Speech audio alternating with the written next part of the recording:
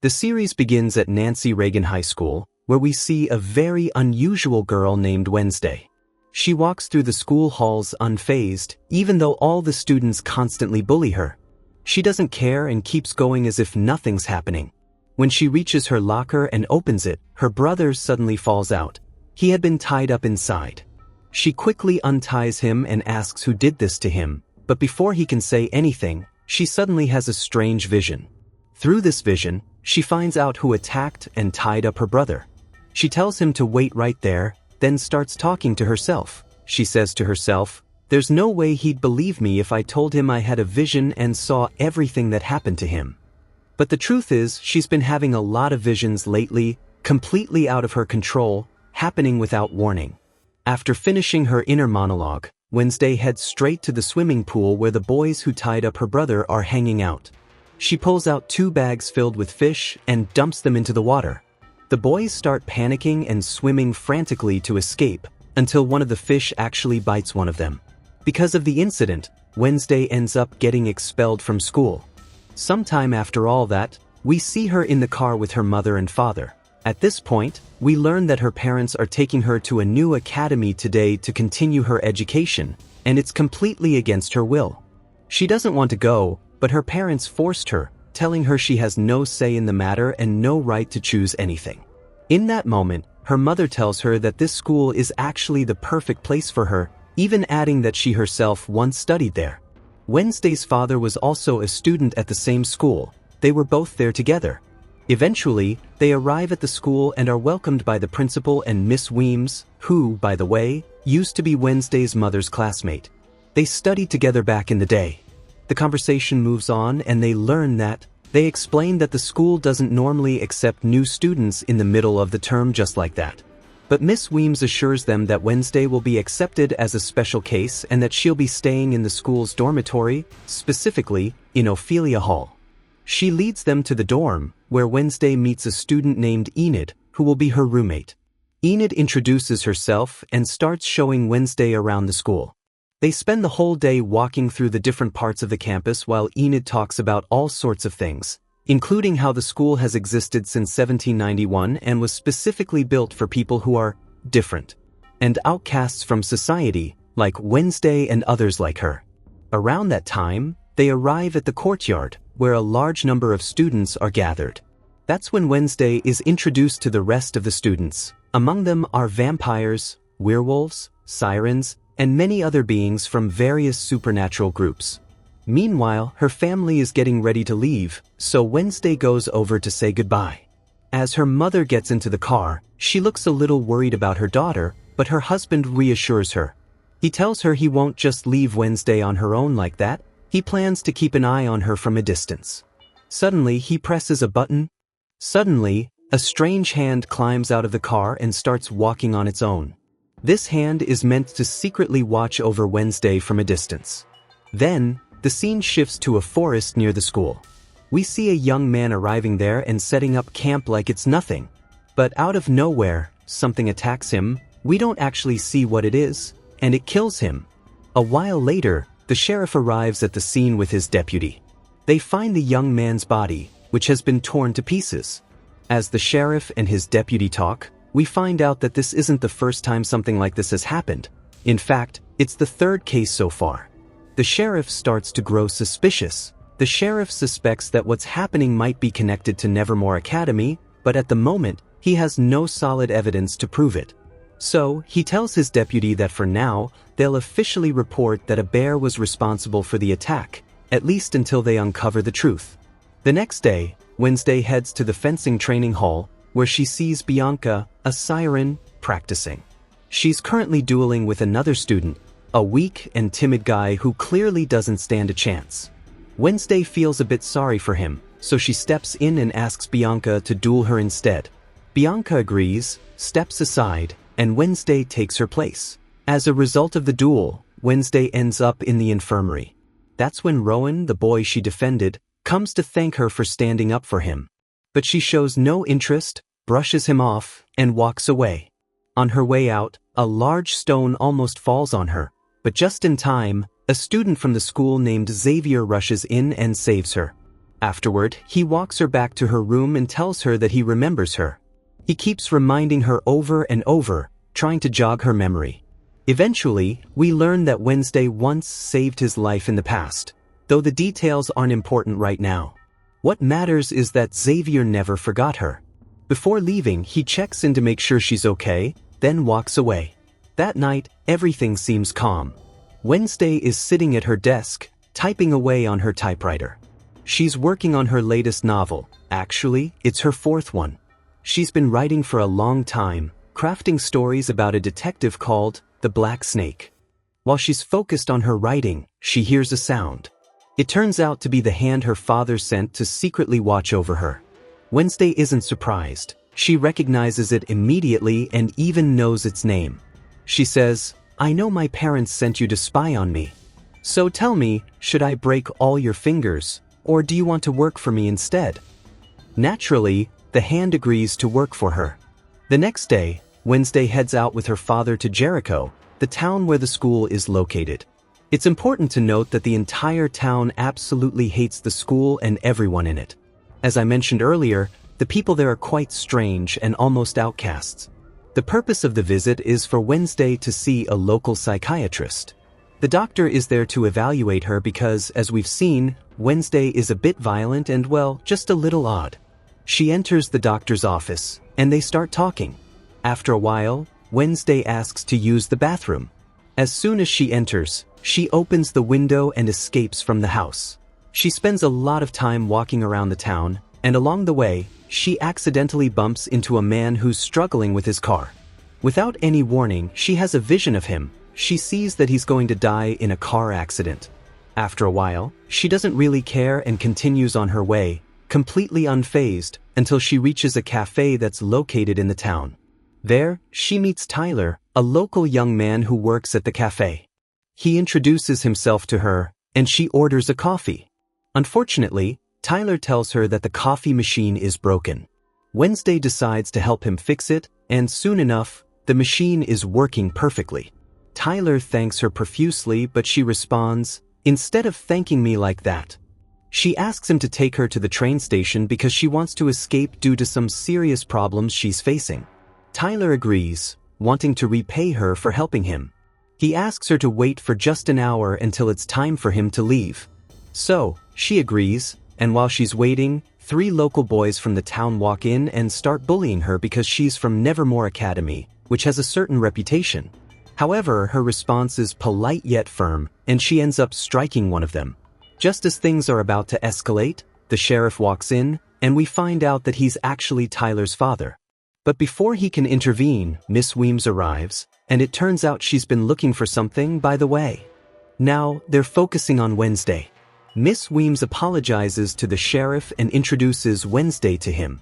However, the sheriff seems a bit surprised when he hears her last name, Adams. He asks, "Are you Gomez Adams' daughter?" Wednesday responds, "Yes, he's my father."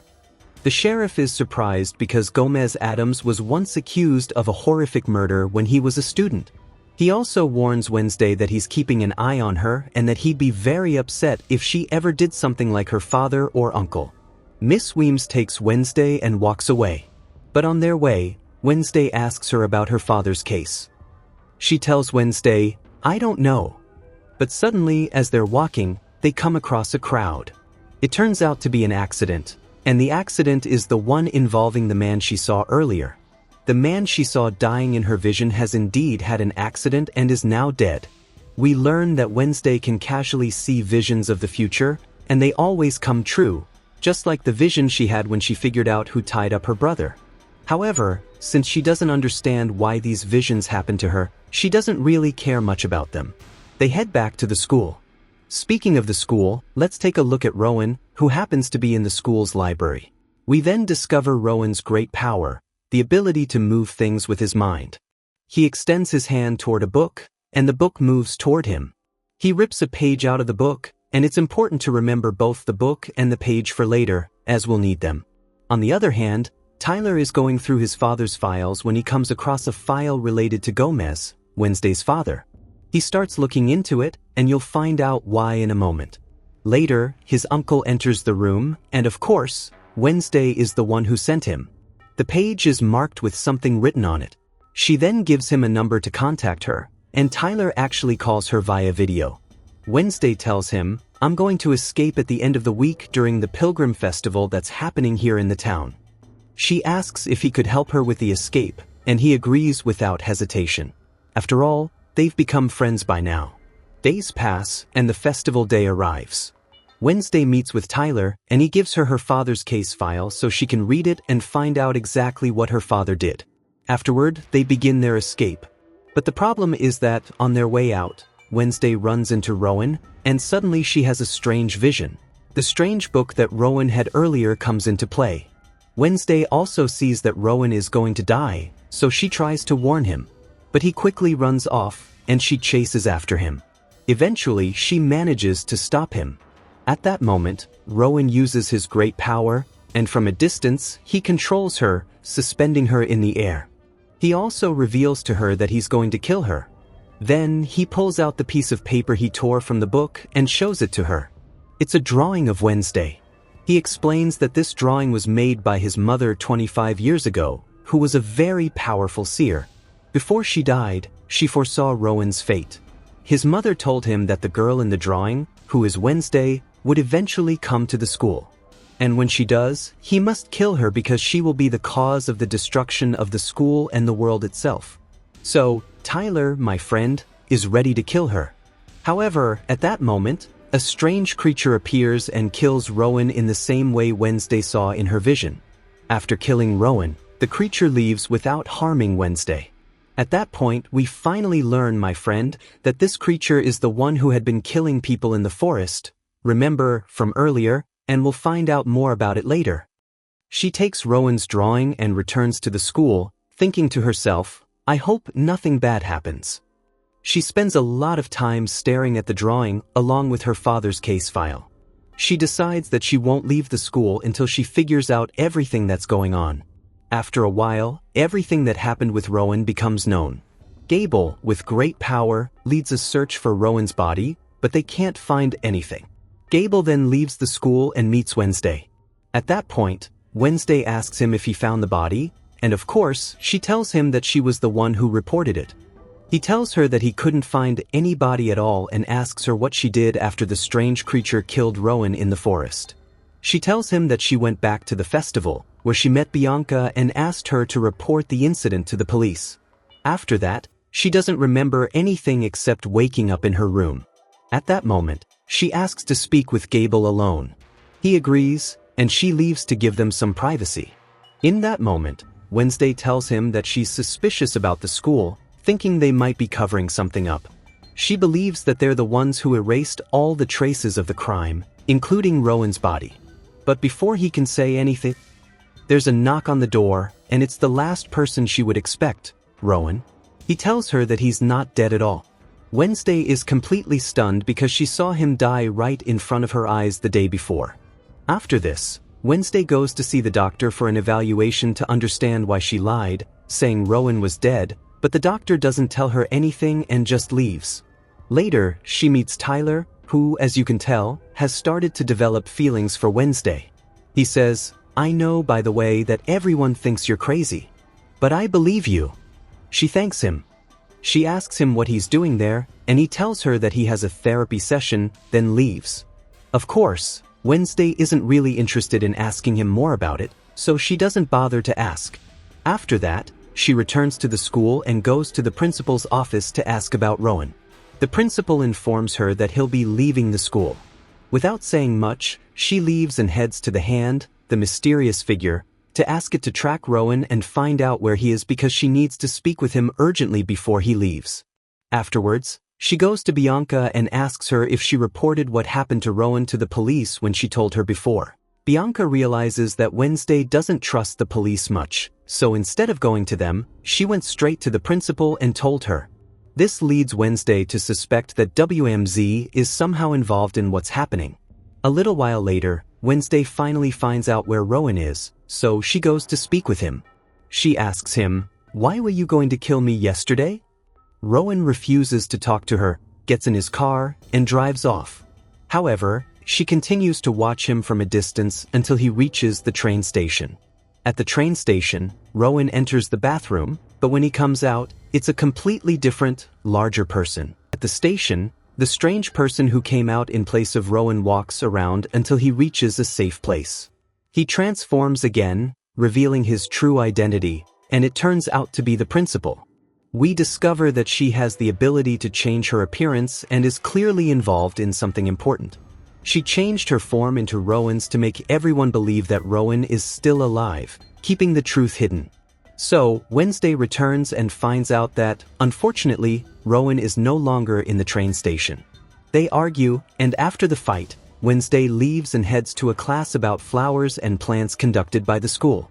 She and Bianca answer many questions together, and it becomes clear that they're starting to compete against each other in everything, even hating each other.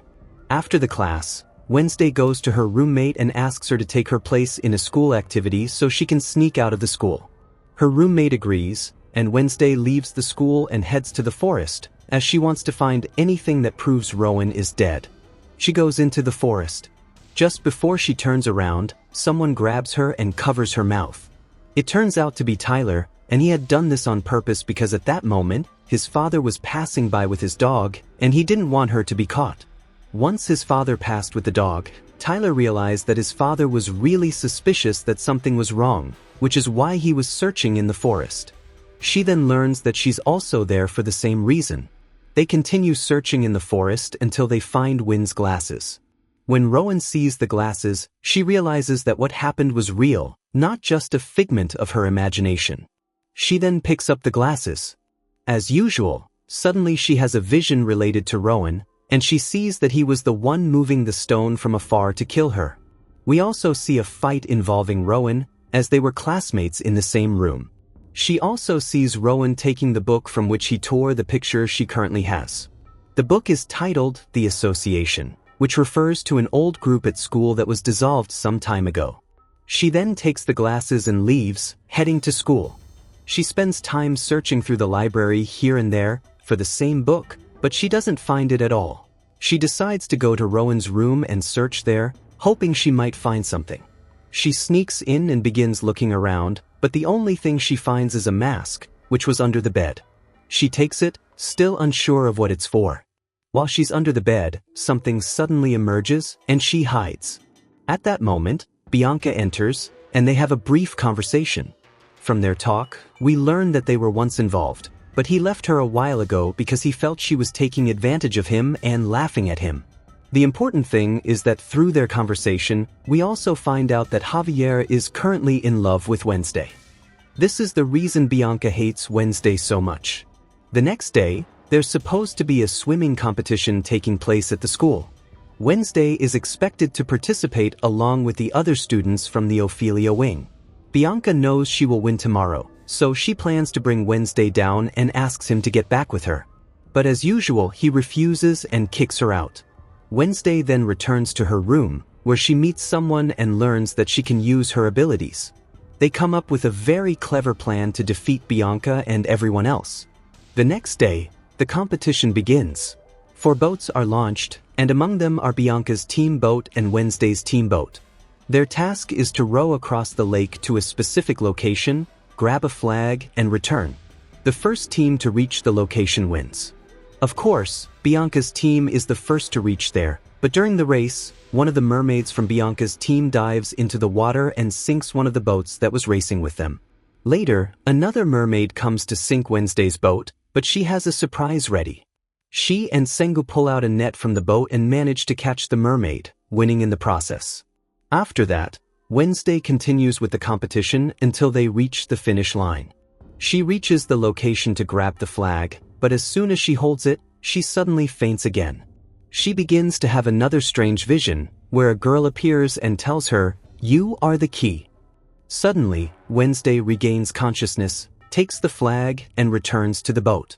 They begin rowing again, and now, the remaining competitors in the race are just Bianca's and Wednesday's teams. At this point, the person holding on to Wednesday manages to break free from the net and is about to sink the boat. However, Wednesday's abilities kick in, and she strikes him, sending him far away. At the same time, She manages to sink Bianca's boat completely and finally wins the race, and of course, Bianca is furious. After that, Bianca decides what to do with her team, but Wednesday isn't interested in celebrations or the festive atmosphere. She leaves the celebration and sits by a statue in the school named Edgar, who is actually the founder of the school. The interesting thing about this statue is that Edgar is holding a book in one hand and a bird in the other. When Wednesday focuses on the book, she notices a drawing on it, and she feels like she's seen it before. She then returns to her room, takes the drawing she got from Rowan, and finds that it matches the one on the book. It's the same drawing she saw in Edgar's book. However, the drawing is faint, and you really have to focus on the paper to see it clearly. She feels like she's understood something, and she heads back to the statue, looking at the book in his hands. There, she finds some strange puzzles. She starts solving these puzzles until she discovers that anyone who solves them has to snap their fingers. Sure enough, she snaps her fingers, and suddenly Edgar's statue moves, revealing a door. She then goes down through the door. She finds herself inside a secret library at the school. She searches through the library until she finds the book from which Rowan had torn the picture she currently has. She takes the book, and just as she's about to leave the library, someone suddenly appears and then disappears. After a while, when she regains consciousness and clears her vision, she realizes she's tied up, and there are several people in front of her, all dressed the same and wearing masks similar to the one she had found earlier. When they see the masks, they reveal themselves to be Bianca and some other students from the school. It turns out they are the new members of the nightclub. Of course, she was freed earlier. Since she was freed earlier, they are now secretly present. Wednesday asks them why the group was disbanded in the first place. They reveal that the reason was the death of a student a while ago at the university. They ask her how she got here and how she entered, and she tells them that she just managed to solve the puzzle related to Edgar. She also reveals that she came because of Rowan and shows them the picture she has. No one seems to care much, and they inform her that Rowan was once part of the group but was kicked out last year. They then offer her the chance to join them, but she refuses, leaves them, and walks away. She promises not to mention the group to anyone, as it's supposed to be a secret organization known only to them and Wednesday, who is given money as a bribe to keep quiet. After leaving them, she doesn't go back to her room. Instead, she takes the picture she has and continues to search through the book. She spends a lot of time looking until she finds the page where the picture was torn from. She then discovers that the drawing is actually part of a bigger image.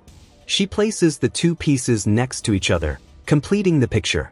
To her surprise, she sees herself standing next to one of the pilgrims. These pilgrims, my friend, are part of an old group from the city of Jericho, the same city I mentioned earlier. The city where the school is located is Jericho, and Wednesday doesn't understand anything about it yet. She realizes that one of the pilgrims, along with her, might be the cause of the city's and the entire world's destruction. However, she doesn't care much and attends a meeting with students that Wednesday sets up, where she gets to know them better. She jokingly tells the students that they'll all be going to Jericho today for a sightseeing trip to various places.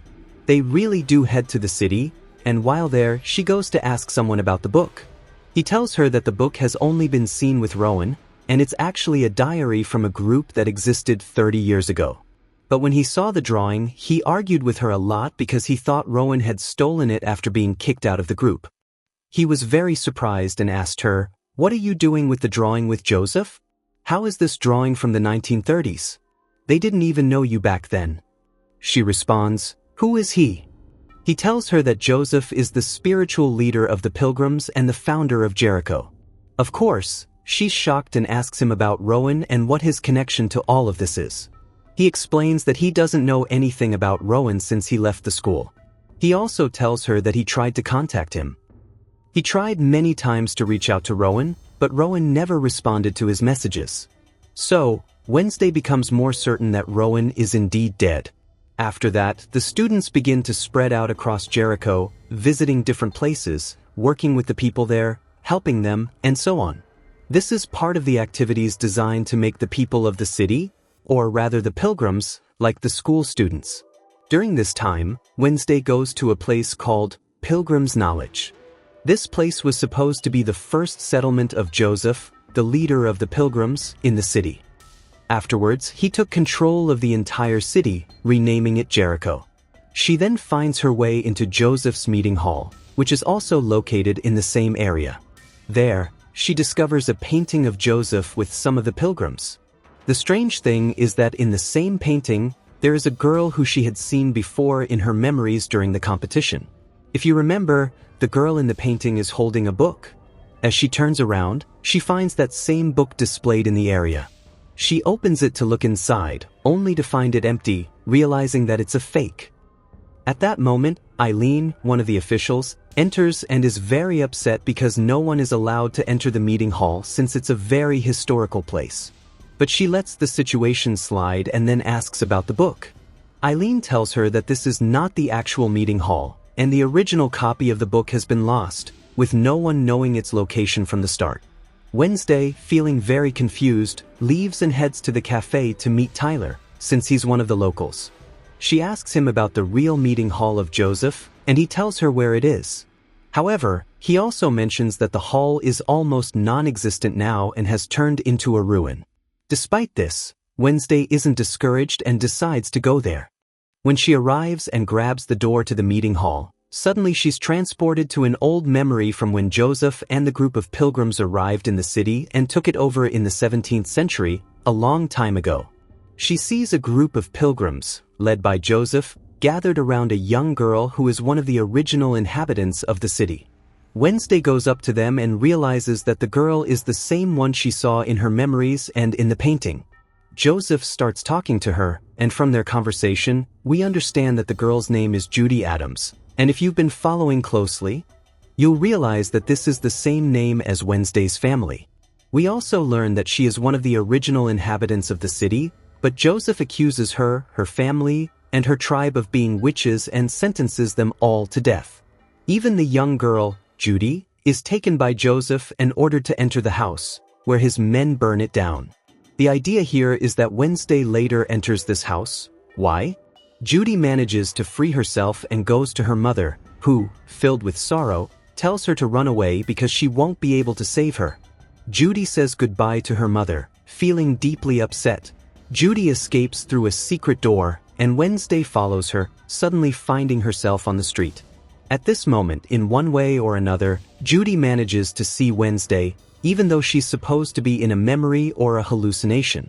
Yet, despite this, she tells Wednesday, "He'll kill us all." Joseph arrives and grabs Judy to kill her. Suddenly, Wednesday snaps out of the memories, now fully aware of everything. She understands the story of Joseph, the leader of the pilgrims, and his connection with her family and the original inhabitants of the city, who were outcasts, just like her and the students of Nevermore. All the people who lived here long ago were outcasts. As soon as she snaps out of the vision, she starts feeling strange things around her. Suddenly, the monster appears, and she runs after it, but she can't catch up. She looks at its footprints and follows them, noticing something strange. The footprints change from those of the monster to those of an ordinary person. So, she realizes that the monster is, in fact, a human who has the ability to transform. But what's really strange is that as she turns around, she finds him there and is surprised, asking him, "Why are you here?" He tells her that he was at the cafe. When she asked Tyler about the location of the meeting hall, he came after her to protect her. He asks her, "So what are you doing here?" She tells him that she was following the monster's footprints, but they suddenly changed into human footprints. He then asks her to show him, so she does, but the footprints have disappeared due to the rain that was falling. They both laugh at her, and he asks her why she came to the meeting hall. She explains everything to him, saying that she can see strange visions. That's why she came there today, to try and see any visions that might help her. And indeed, she saw a strange vision of Joseph from 400 years ago. He gathers all the outcasts from the original inhabitants of the city in the meeting hall and has them killed. She's a bit shocked by what she hears, but overall, Tyler takes her and they head back to the city of Jericho, where there's a party happening for the end of the day. The party is being held to celebrate the opening of a new fountain for Joseph's statue. She goes to the party and joins the musical band playing there. But away from Wednesday, we see that a hand starts moving through the place until it reaches a specific spot.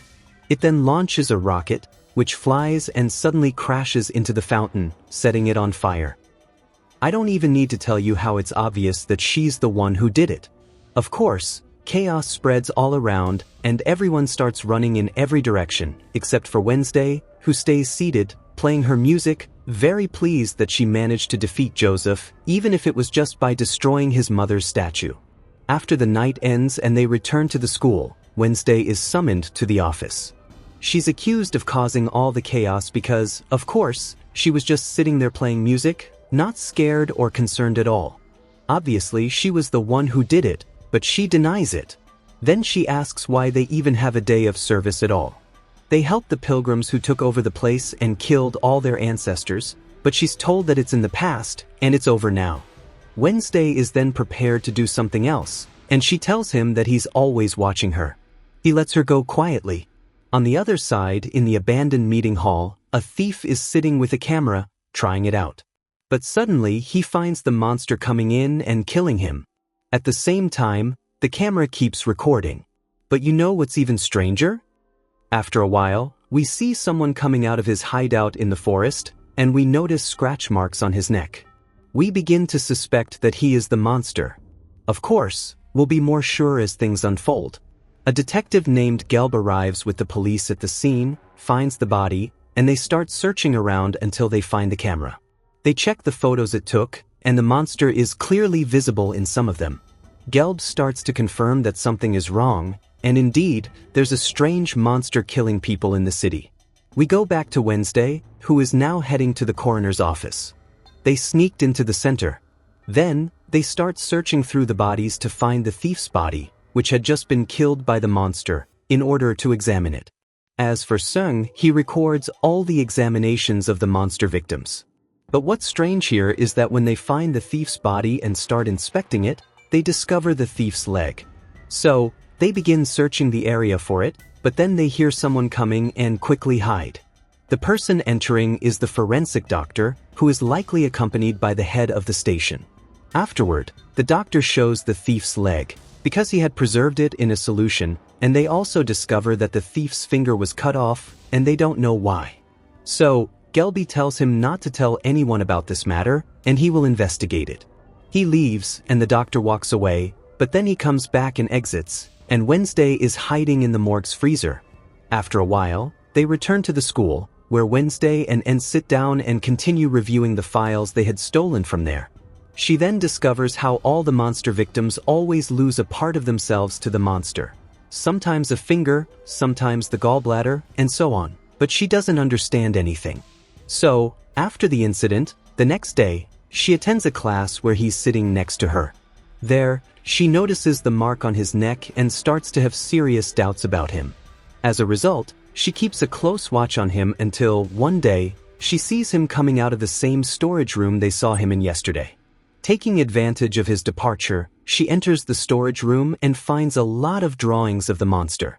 So, she starts to feel that the monster is indeed real, and she takes a few of the drawings before leaving. But as soon as she exits, she finds herself face to face with him, and she can't lie to him. She tells him, "I was coming here because I found out this is your storage room. I just wanted to invite you to the dance party, so you could come with me." Of course, he agrees, happy and naive. She leaves him and walks away, taking his drawings with her. She then goes to the head of the station and tells him, "You and I are both sure there's a monster in the city, so let's team up and get rid of it." She then shows him the drawing she found. He compares the drawing with the picture he has, and they match very closely. He asks her, "Where did you get this from?" She replies, "It doesn't matter, but I'm sure the one who drew it is the monster itself." Based on that, he decides. They agree together, and he asks her to bring him concrete evidence of the act itself. Once she does, he will go and interrogate him personally. They agree on this, and she leaves him and walks away. After that, she goes to a friend of hers named Eugene. He's a bit of an odd guy at school, obsessed with collecting insects. Anyway, she goes to him and shows him all the evidence and drawings she took from the storage room. They sit and think for a bit because, despite his eccentricity, he's actually quite smart. Eugene notices that one of the drawings shows the monster coming out of a cave. Eugene is very familiar with that cave. So, Eugene takes Wednesday to the cave and they enter. But once they're inside, they find the cave full of deer bones and other animal remains. They realize that this cave belongs to the monster, and it's where it eats and lives. Everything around them keeps searching for anything that could be evidence linking the monster to all of this. Eventually, Wednesday finds one of the monster's claws and takes it with her. She then goes to the storage room and continues searching until she finds a cloth that the monster used to wipe its blood. She takes that as well, and we'll see what she does with it. She has the claw in hand, but what's important right now is that at this moment he walks in on her. Of course, everything has already been revealed, and she confronts him, saying, "You're definitely the monster," showing him the picture she took of the monster coming out of the cave. She tells him, "The biggest proof is that you're coming from the place where the monster hides." But he shocks her by saying, "Everything you said is wrong." He reveals that he's been dreaming about the monster for a long time and knows almost everything about it, including where it is. That's why he had been drawing. As soon as he finishes speaking, he kicks her out and organizes the place.